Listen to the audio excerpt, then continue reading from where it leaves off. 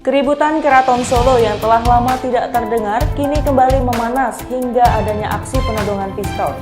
Lantas, apa yang menjadi akar dari masalah tersebut? Keributan yang terjadi di Keraton Solo diduga karena konflik internal kembali memanas pada Jumat 23 Desember 2022 malam.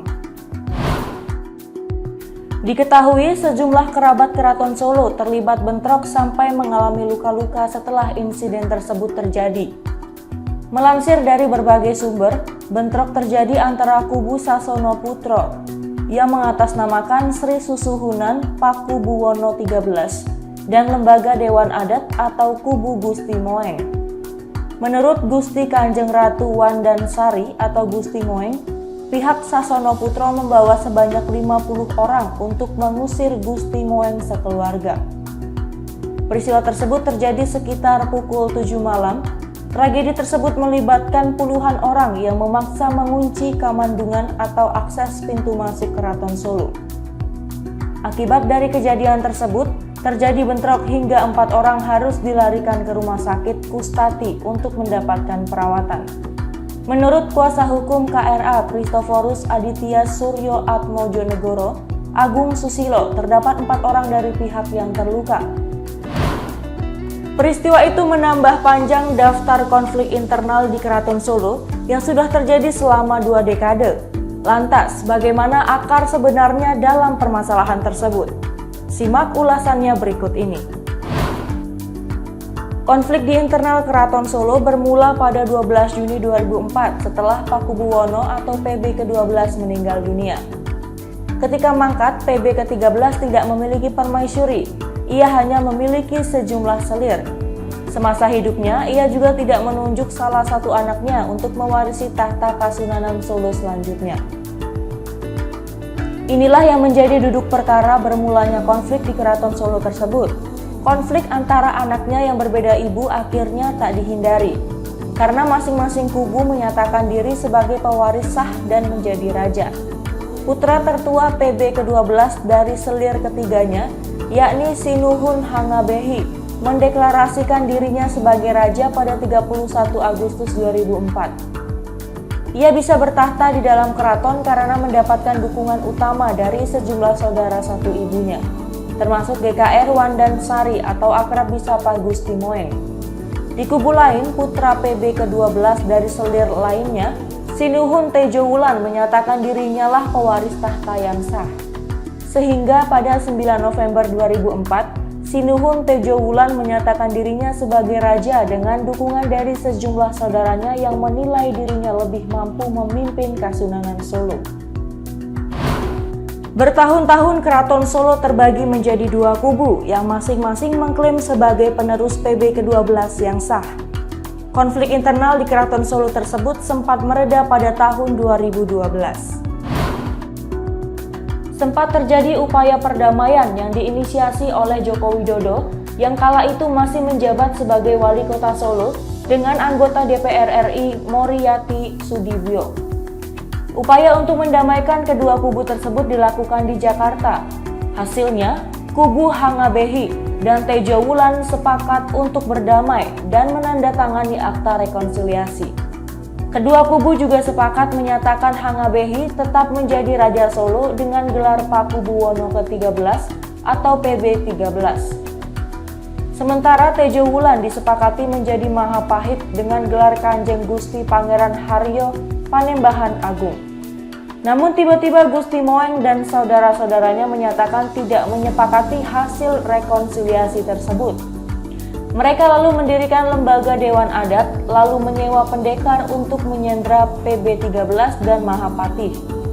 Gusti Moeng dan LDA juga melakukan kudeta terhadap PB ke-13 dan menilai raja baru tersebut telah melakukan sejumlah pelanggaran.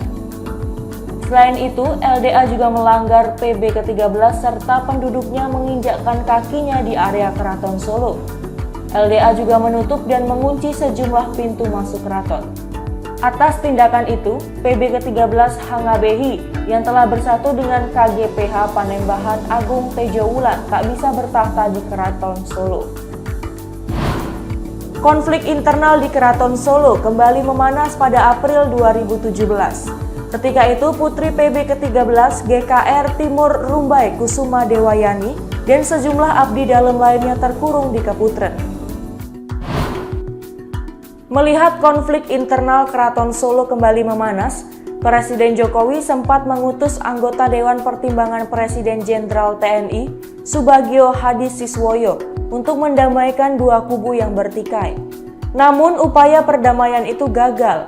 Dan hingga Februari 2021, konflik internal Keraton Solo terus memanas. Dalam konflik itu, setidaknya ada 5 orang termasuk keturunan PB ke-12 yang terkurung di sana. Dari informasi yang dihimpun suara.com di lapangan, sejumlah abdi dalam yang sedang berjaga mendapat serangan dari kelompok yang tak dikenal. Tak hanya abdi dalam, Putri Raja Pakubuwono ke-13, Drai Devi Leliana Dewi juga menjadi korban luka. Dia mengalami luka memar di tangan kirinya setelah terkena pukulan dari bambu. Dirinya tak tahu pasti awal dari puluhan orang yang tiba-tiba mendatangi Keraton Solo. Tak hanya itu, sekitar 50 orang tersebut juga menutup pintu. Devi yang saat itu berada di dalam mencoba menahan pintu Jolotundo agar tidak dikunci. Sebelumnya, Wakil Ketua LDA KP Edi Wewirabumi mengatakan jika ada seorang di pihaknya yang mengalami luka. Namun demikian, belum diketahui pasti penyebab adanya kejadian itu. Beberapa korban luka saat ini telah dilarikan ke Rumah Sakit Kustati. Polresta Surakarta menanggapi adanya dugaan penodongan pistol yang ricuh terjadi di Keraton Solo. Kapolresta Surakarta Kombes Pol Iwan Saktiadi mengatakan selama ini ada 4 anggota yang sehari-hari bertugas di Keraton Surakarta. Penugasan tersebut sesuai dengan permintaan dari Pakubuwono ke-13 melalui surat resmi yang masuk ke Polri. Meski demikian, anggota yang bersangkutan saat ini sedang menjalani pemeriksaan oleh internal Polri di Polda Jateng. Sementara itu, mengenai kericuhan tersebut, pihaknya bersama dengan pemerintah kota Surakarta mendorong adanya mediasi antara dua pihak yang berseteru. Ia mengatakan baik kepolisian maupun pemerintah tidak berada di pihak siapapun. Ia juga memastikan usai terjadinya ricuh tersebut tidak ada laporan yang masuk ke kepolisian. Oleh karena itu, sejauh ini pihaknya tidak melakukan upaya lain di keraton. Ia mengatakan untuk proses mediasi akan dilakukan pada Senin 26 Desember di Mapolresta Surakarta. Pada mediasi tersebut, seluruh pihak akan diundang agar memperoleh titik temu. Wali Kota Solo Gibran Rakabuming Raka ogah ikut campur atau mengintervensi konflik yang ada di Keraton Solo. Karena tugas dari pemerintah hanya akan fokus pada masalah revitalisasi bangunan. Urusan internal bisa diselesaikan sendiri. Gibran mengatakan, tugas pemerintah hanya membantu saja dalam hal ini revitalisasi. Pekerjaan yang kotor-kotor, bangun-bangun, dan yang lainnya. Ketika ditanya apakah mau jika diminta untuk menjadi mediator dalam konflik keraton, Gibran menjawab, urusan keluarga, urusan internal itu lebih baik diselesaikan secara internal saja. Saya kan orang luar, bukan orang keraton. Saya kan bukan siapa-siapa, ungkap dia.